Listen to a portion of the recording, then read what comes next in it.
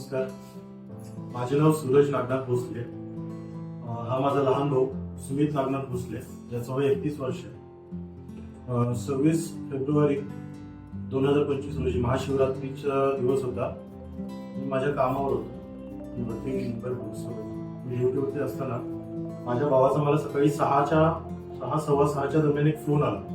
Phone करून सांगितलं की भाऊ, मला श्वास घेता येत नाही आणि खूप घाबरल्यासारखं होतंय, मला काही कळत नाही, प्लीज लवकर ये. सुमित जवळ आल्यानंतर सुमित ऑलमोस्ट कोलॅप्स झालेला होता, त्याला काही कळत नव्हतं. काही न विचार करता मी डायरेक्ट ठरवलं की भक्ती वेदांत हॉस्पिटलमध्ये आपण जाऊयात.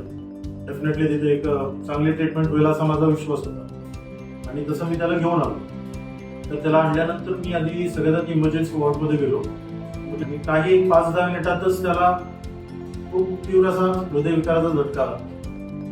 तो झटका असा होता की त्याला तिथल्या डॉक्टरांनी लगेचच कंट्रोल करण्यासाठी CPR वगैरे द्यायचा प्रयत्न केला.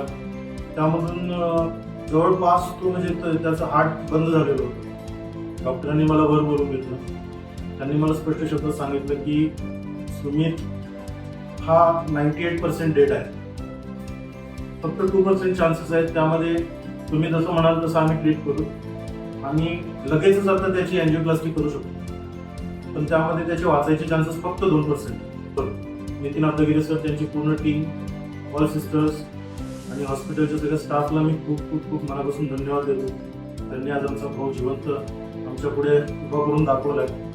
डॉक्टर स्वतः मला म्हणाले होते की आमच्या हॉस्पिटलमध्ये दरवर्षी एक चमत्कार होतो आणि या वर्षीचा झालेला चमत्कार म्हणजे हा तुमचा भाऊ. ट्रीटमेंट वाईज म्हणाल तर नो डाऊट 101% एक नंबर आम्हाला एक्सपिरियन्स होता इथला. आणि मी स्वतः सगळ्यांना रेकमेंड करेल की भक्ती वेदांत हॉस्पिटल हे तुमच्यासाठी, आपल्या कुठल्याही लोकांसाठी खूप नेक्स्ट लेवलच्या सगळ्या काही गोष्टी आपल्यासाठी उपलब्ध करून देतात आणि इथं यायला काही हरकत नाही.